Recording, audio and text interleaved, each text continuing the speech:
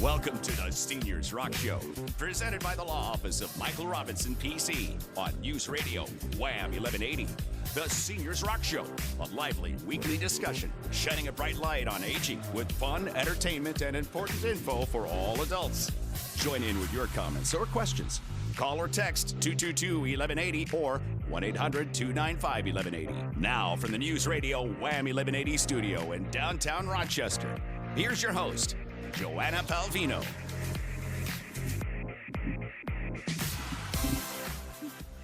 Well, hello there, and welcome to the Seniors Rock Show. I'm glad you're joining us today, and I should say, us, because it is myself. I'm the host, and I'm here with my co-host, estate planning attorney Mike Robinson, who's here every week, and our producer Pam is back this week. So happy to see all their faces, and I'm really glad that you're with us. So I hope you'll stay. If you have anything to talk about, we're live. 585-222-1180 or 1-800-295-1180. And I'm going to keep this brief because we've got a really good show ahead here.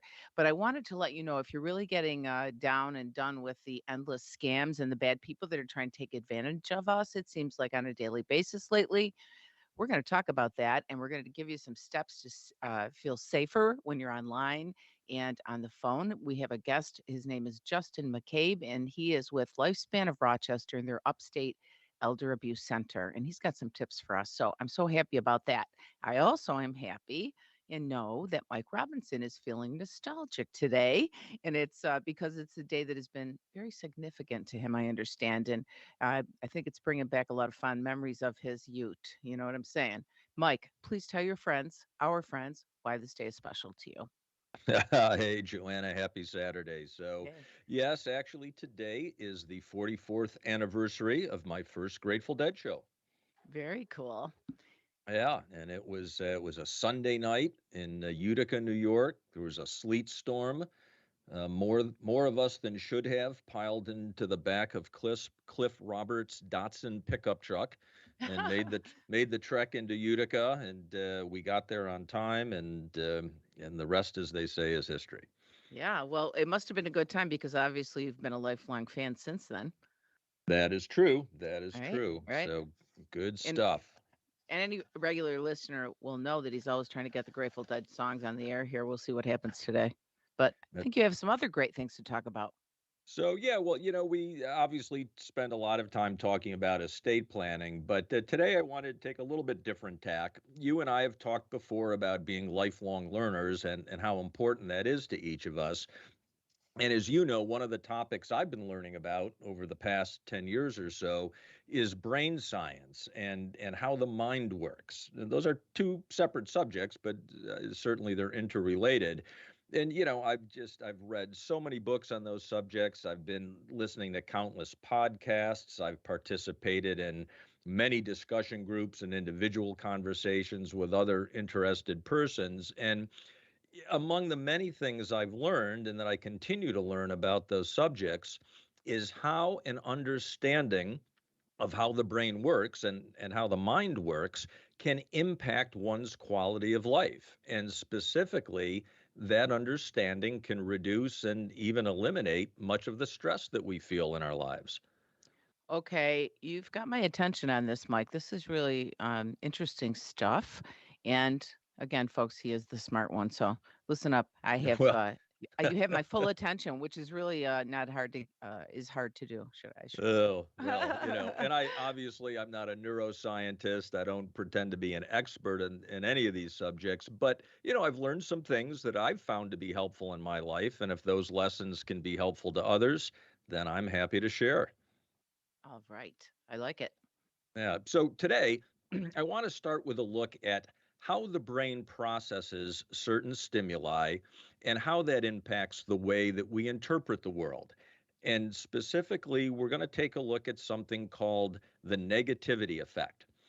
As humans, we are far more impacted by bad things than we are by good things. And in fact, I've read that it takes 4 good things to overcome 1 bad thing. And by the way, I want to put quotes around the words good and bad for reasons we'll discuss at a later time. But the fact is, our brains are hardwired to pay more attention to negative stimuli than to positive stimuli. And that's simply a result of evolution. Early humans had to recognize and learn from negative stimuli in order to survive. Those whose brains were more attuned to danger signals were more likely to survive and, of course, then pass their genes on to succeeding generations. And so today, even though we don't have to worry about saber-toothed tigers or marauders from a rival tribe, Thank our goodness. brains, yeah, right, our brains are still wired to be on the constant lookout for danger or negative stimuli.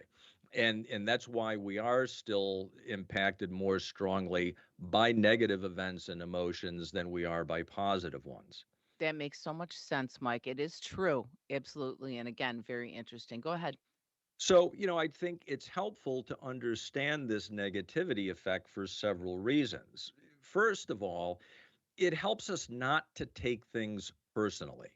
When a person behaves towards us in a way that we think is negative and unwarranted, remember it's more about them and what they're feeling than it is about you. And in fact, it's probably not about you at all. But understanding Hmm. that allows us to not feel threatened, to not feel like we're being made less than someone else, and to not get caught up in that seeming never-ending spiral of negativity, because it just feeds upon itself, and Yep. and then we react a certain way and the other person reacts, and Yep. and it's usually not a good result. And I think it also, if we have that understanding, it gives us space to be more compassionate with others. If we do understand that their words or actions, they're not necessarily resulting from some rational assessment of the situation. It's typically a very emotional reaction. And that other person, they don't want to act like a jerk. That's not their intent, but stress does allow the brain's default setting to get the better of us sometimes. And and just kind of carrying that forward on a related note, that understanding also gives us an impetus to be kind. If we Hmm. know it takes four good things to overcome one bad thing, well, doesn't that inspire us to do as many good things as we can to help even things out and maybe even tip the scales? Wow. And of course, That's a huge point I just wanted to mention. Go ahead. yeah, and and you and I have talked about this on the show before. There's numerous studies that have shown that acts of kindness toward others actually benefits our own health. Yep. I think too, understanding that negativity effect helps us not get down on ourselves, because it's so easy to say, "Well, my gosh, what's wrong with me? Why am I always so Hmm. negative?" And you don't beat yourself up. That's how you're wired. That's the human default. And so it's certainly something we can give ourselves a bit of a break on too. And of course, understanding that negativity effect, it also allows us to develop and implement tools to counteract it. And one of the tools, and we've had guests talk about this, again, numerous studies have shown Hmm. this: physical exercise. If you're Yep. able to do so, and almost every one of us can engage in some form of physical exercise. And of course, check in with your doctor before beginning an exercise program. But numerous studies have shown that physical exercise reduces the negative effects of stress, and that it may even help reduce our default tendency to focus on negative stimuli. And I'll just share something personal. And I know I've talked with you about this. Sometimes during Bills games, I'll take the radio outside and split or stack wood just as a way to keep me from getting too worked up about what's happening in the game. Hey, whatever So works. exactly. So that physical exercise certainly helps. Something everyone can do is a gratitude practice. And it doesn't have to be anything elaborate. It could be something as simple at the end of the day. Just kind of reflect on the day and jot down, three, four, five things that you're grateful for that happened that day. And by the way, jotting it down is important. It's not just kind of thinking about it. When you write it down, it Why? does have more of an impact. Is there a reason for that? Just because of your brain? Exactly. It goes back to brain science, and it ties into other studies in terms of how people learn.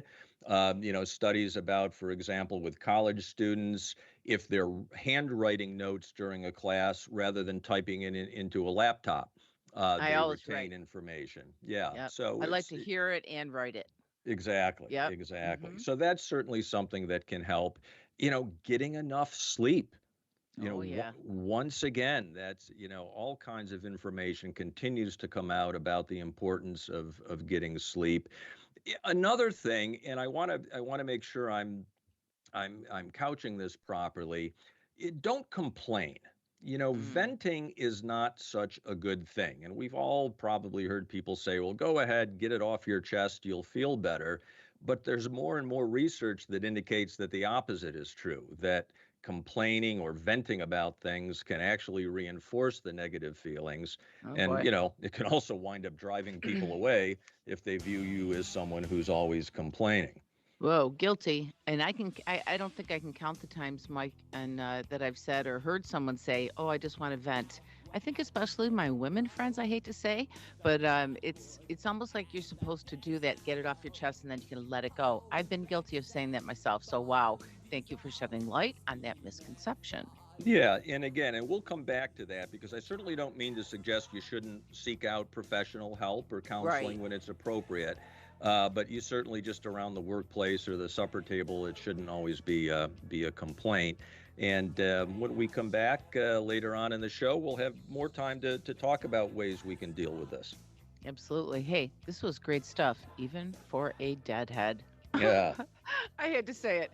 Folks, stay tuned. We'll be right back after this short break.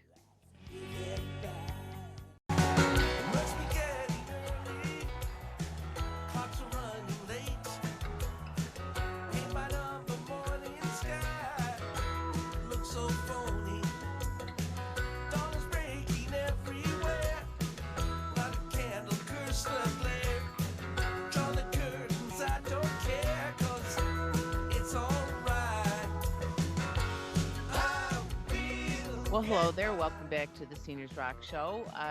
I'm going to introduce now our guest, Justin McCabe. He is a fraud prevention coordinator at the Upstate Elder Abuse Center at Lifespan of Rochester, because they're all around now, all into the Finger Lakes. But his particular department focuses on fraud, scams, and identity theft prevention.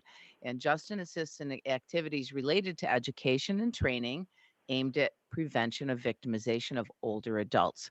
All about that. So, this lifespan program, by the way, serves an 11 county area. That's a huge area in the Finger Lakes region of New York. And they provide outreach to older adults and help for individuals who have been victimized. So, listen up. If you think you've been victimized or you do have this happen in the future, we've got some good stuff coming today. Justin comes to Lifespan well prepared. He has had a career in law and he's served as a patrol officer and an investigator with New York State.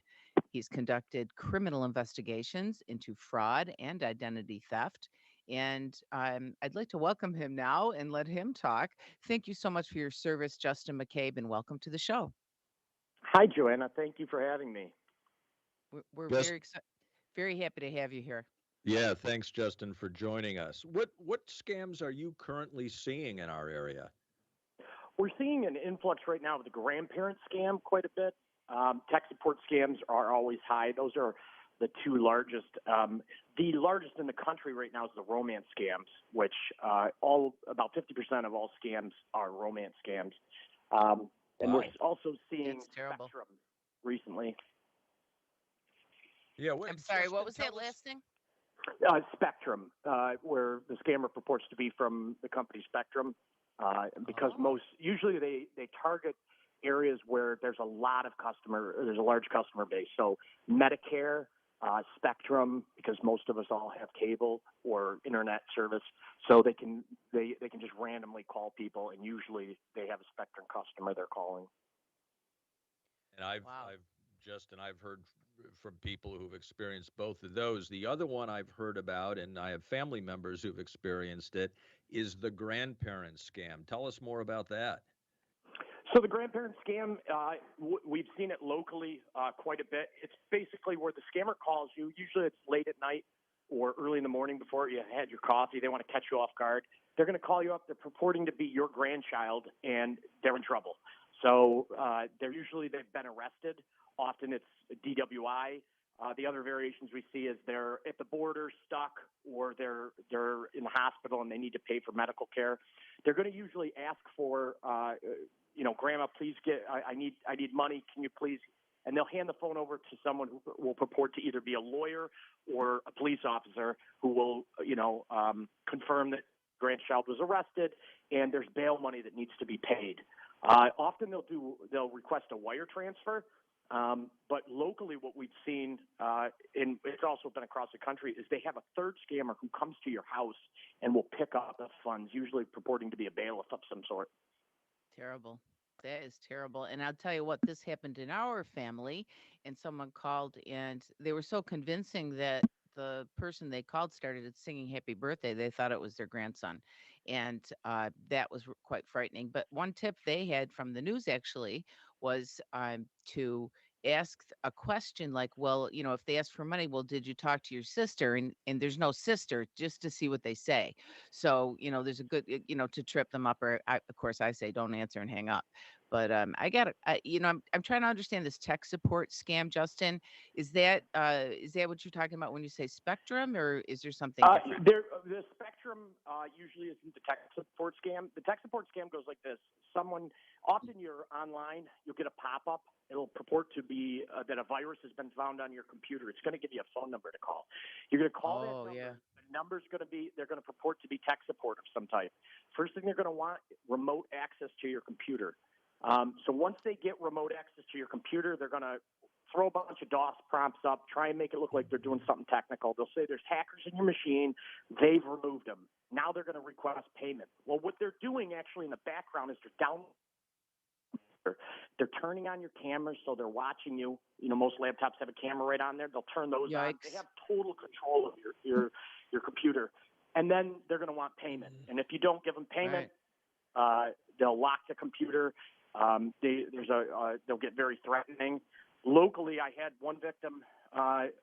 They purported to be tech support. Then they mixed in the fraud department was involved with her bank, and they ended up sending someone to her house. And unfortunately, it was $115,000 in cash was given out. They can get very insidious. Yikes. I'm going to ask one. Do the federal government agencies contact people by phone? Remind folks about that, because also I personally just got an email yesterday from the SSA.gov saying that they had revamped their website. Take a look and click here. And I was like, no way. If I'm going to look at it, I'm going to go online and I'm going to find it myself. Right? Is that the right thing to do? You're absolutely I asked right. like 3 questions there. Sorry. Yeah, your federal government agencies will not call you. The primary method of communication from the federal government is always going to be via phone. So if you get a call and they purport to be Social Security or they purport to be the IRS, hang up. It's always a scam. The same thing, 9 times out of 10, if you get a call from a police officer, especially if they say they're from out of state, you got to be really wary. Don't be afraid to hang up, call 911, have an officer come to the door, and just have them confirm that the person that's calling you actually is from the government. Wow. You know what's really scary is I have had every single one of these things happen to me or a family member. It's crazy. All right. One other. How much money do typical victims of a scam lose? So most of the victims we work with, on the low end, $15,000. On the high end, we have one from $900,000, several over $100,000, and these are usually cash payments, so that money's not coming back to you once it's gone. The other thing, one of the interesting statistics is those over the age of 70 will, on average, lose $2,500 per scam that's successful. Nice. Those over the age of 80 will lose $10,000 on the low end. Trusting, that's why they're trusting. That makes me even more furious. Folks, we got more here after the break, so stay tuned, and after the news we'll have Justin back to talk about how you can protect yourself a little bit. Thank you. When you've lost movement, flexibility, strength, or balance, traveling a long distance for physical therapy seems like a bad decision. That's why Agape Physical Therapy has a convenient location near you, east side or west side. And there's a new location in Pittsford with Aqua Therapy. Let Agape Physical Therapy and wellness professionals customize a treatment program for you to help you recover quickly. Visit agapephysicaltherapy.com and schedule your free consultation today. No doctor referral needed. Trucking, got my chips cashed in, keep trucking, like the two dog man together, more or less in line, just keep trucking on. And you're listening to Seniors Rock Radio. I'm attorney Mike Robinson here with host Joanna Pelvino and today's guest, Justin McCabe. And Justin is with the Upstate Elder Abuse Center at Lifespan of Rochester, where they focus on fraud, scams, and identity theft prevention, specifically for older adults. And Justin, during the break, we had a listener call in and ask, can you confirm the Social Security scam that you mentioned? Was that an email or a phone call? Usually it's going to be a phone call. 9 times out of 10, it's going to start with it's a robocall purporting to be the Social Security. They're going to threaten to arrest you. Once in a while, it won't be the automated message. It'll actually be someone who pretends to be from Social Security. But knowing that Social Security will not call you, the second you hear someone say that they're with the Social Security Administration and they're on the phone with you, hang it up. Yep. Gotcha. And what are some of the common forms of payment that, that result from the scams? Well, this is a key prevention method. Scammers need to launder money. So they're going to, instead of asking for your credit card, they're going to ask for 5 main types of payment methods. One is cash in the mail. Never send cash in the mail. If you want to send $10 to your grandkid, maybe, but other than that, never put it in the mail. Wire transfers, unless you wire transfer on a regular basis with your bank, the second you hear a request for a wire transfer as a method of payment, it's going to be a scam. One of the biggest ones is gift cards. If anyone asks you to pay in gift card or to go to the store and buy a gift card, it will 100% be a scam every time. The next one is peer-to-peer transfers, such as Cash App or Venmo. These methods are all untraceable. And the last one being cryptocurrency. If anyone asks you to go to a Bitcoin ATM and make a payment to them, it's going to be a scam 99% of the time. That's nuts. It makes me angry. Now, how can the folks find out if this is happening to their credit? I mean, how do you get a free credit report, Justin? So you can go to annualcreditreport.com. It's going to allow you to pull your credit report, and it's completely free. I believe you get 6. It's 6 free a year, but with the pandemic, they made it almost unlimited. You can pull all 3 from TransUnion, Equifax, and Experian, and you're going to want to take a look at your credit report and see if there's any unusual activity or any accounts you don't recognize. Got it. And what should people do if they think they've been a victim of a scam or identity theft? Okay, so the first thing you're going to do is you're going to need a local police report. You need to get you need a documentation from the government that you've been a victim of identity theft. Next thing you're going to do is identitytheft.gov. One big site for your listeners to know about is the FTC, Federal Trade Commission. Under that is identitytheft.gov, where you can file an identity theft affidavit with the federal government. So at this point, you've made a local police report with your local and state government, and then you're going to make one with the federal government. You're going to take copies of those two, and you're going to send those copies to all your financial institutions, anyone you have a financial relationship with. 2 options you have with your credit: you can freeze it or you can put a fraud alert. A fraud alert is good for a year. It can be extended up to 7. You're going to give them a phone number, and they're going to, when anyone pulls your credit, if, for instance, if a scammer tries taking out a credit card in your name, the agency is going to see a number saying, hey, this person's been a victim of identity theft. Please call this number and verify. If you put a freeze on there, it will completely stop you or anyone else in your name from applying for anything because they won't be able to pull your credit at all. We usually tell people if they've been a victim of identity theft or they're pretty sure they have, freeze your credit for at least 3 to 4 months. And then after that, keep the extended fraud alert on there. I'm getting annoyed just thinking about all the things that the victim has to do. It's just so wrong. And I'm going to say right now that we just had a call Justin, and they're saying they're getting emails claiming that their Netflix has been canceled, that they need to pay to get it back and up and running it. But he said that it's a scam, and he just wanted to let us know about that. So I don't know if you've heard about that. Yeah, yes, absolutely. The Netflix, pretty much any of your large retailers are they send out what's called phishing attempts, where they send out a message, an email or a text message purporting to be from this company. They need you to take some sort of action, make a payment of some type. What we often tell people is don't click links in emails or text messages. And if you get, for instance, a text message and it purports to be from Amazon, says there's a problem, it'll usually they'll either have a link or a phone number on there. What I want you to do is go to Amazon.com, look up their phone number. Do not ever call the number that's in the text message, because often this is just the scammer trying to trick you into making you believe that you're talking to a legitimate company when you're not. No, that's very good stuff. And something that you were just talking, Justin, about what are the steps people can take, and I would just like to say to folks, take those steps. I have, just dealing with my own clients, I've encountered so many situations where someone did not report the incident because they were embarrassed that they had been taken advantage of. But as you know, these scams have gotten quite sophisticated, and there's no reason to be embarrassed if you become a victim. You're absolutely right. And I think as a society, we don't treat scam victims like we treat violent felony victims. Scam victims are usually, oh, how could they have been so gullible? It wouldn't have happened to me. I can tell you that these are large organizations of criminals that have a lot of money back in them. They make what drug dealers make with a lot less risk. And they're very, very sophisticated, especially with technology now. They integrate that into it. And most of our lives are mixed in with technology, and they can be extremely sophisticated. And when you have several different people targeting you all at once, working in concert with each other, it can be very difficult to avoid. Wow, well, I hope we're getting to some folks today and you get a little leery. I'm going to ask you what a referee means. What does that mean, Justin?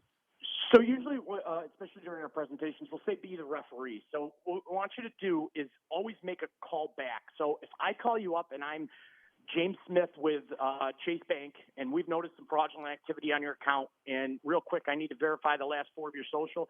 Be very wary. Hang up the phone, look up the phone number on the back of your credit card for whichever bank you have, and call them back.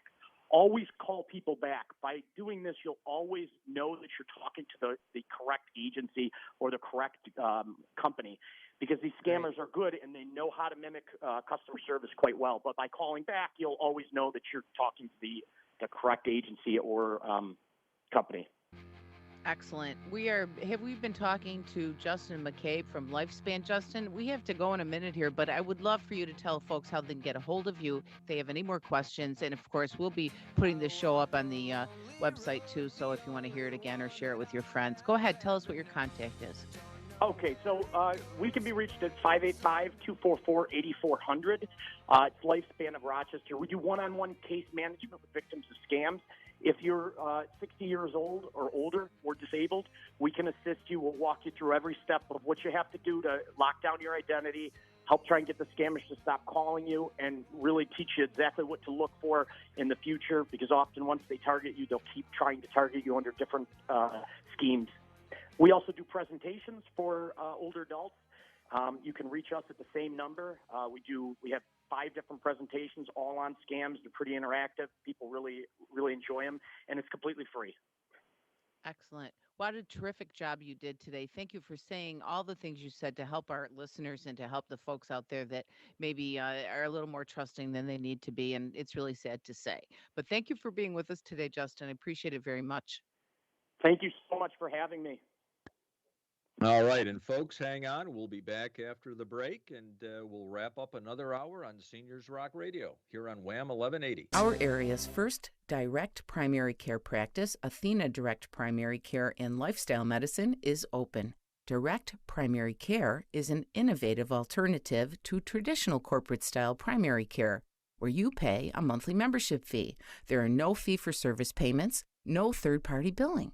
So less paperwork leaves time for extraordinary direct access to your own private physician, a members-only phone line, and unlimited unhurried appointments, and other services are included too. That's all for one low rate. Athena Direct Primary Care is accepting new patients for a limited time only. Book your free meet and greet with Dr. Laura Petrescu today. Learn about this wonderful new practice, including membership benefits and the costs, at athενadirectcare.com. That's athενadirectcare.com. Or you can call. It's 585-662-5510.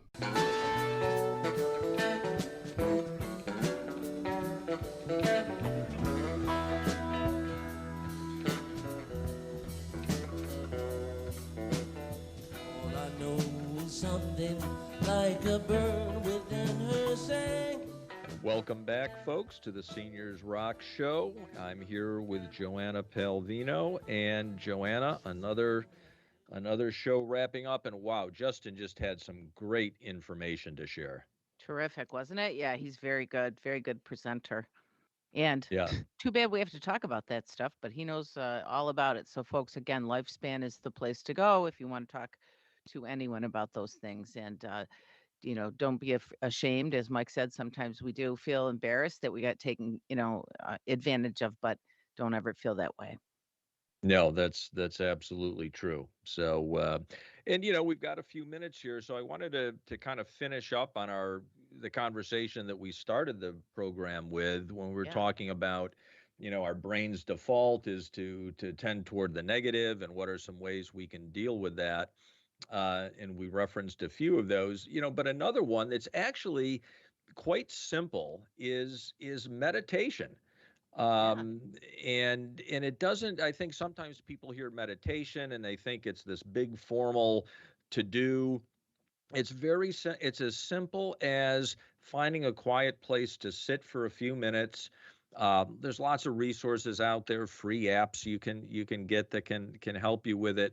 But it helps in a couple of ways, and specifically when we talk about the negativity effect. One is that it just helps you be aware so that you can more easily recognize when your default brain is in action, and just that in and of itself, that recognition can sort of take the edge off, but it also allows you to then kind of think about what's happening and address it. But another way it's helpful, there's an area of the brain that's significantly involved in processing negative stimuli, and that's the amygdala. And it has been shown that meditating, even just 5 minutes a day, actually can shrink the amygdala. Wow. Yeah, and thereby reduce the attention that perceived negative stimuli receives. Something else is just celebrating small wins. During the day, and just everything doesn't have to be some magnificent event to have positive significance.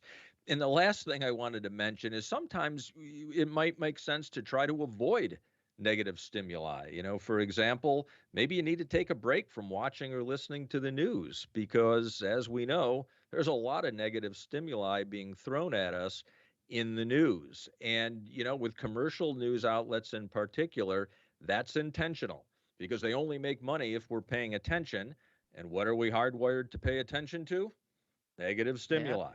There you It's just go. the way. In fact, there's I think, a well-known adage in the journalism industry: if it bleeds, it leads. And that tends to govern the headlines in the paper. I'm a news junkie, but I even Hmm. take breaks now and again from watching or listening to the news, or at least get your news from outlets that don't sensationalize.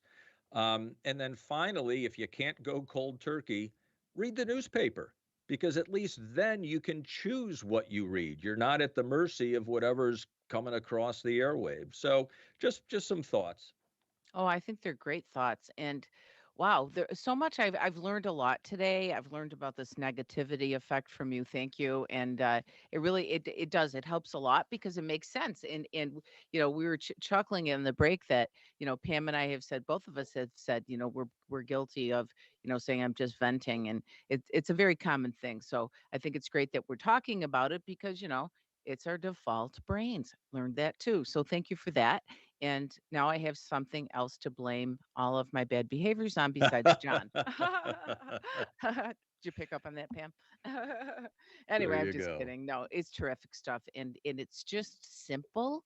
It's your brain, it's your psyche, it's just how we're made. So I thank you for, you know, bringing it down to that level and making it clear to us that everybody's the same. I mean, we're all human and we have those traits. So it's not because we want to think things and that are negative, but like you said, it made sense a long, long time ago. How long ago was it? Do you know?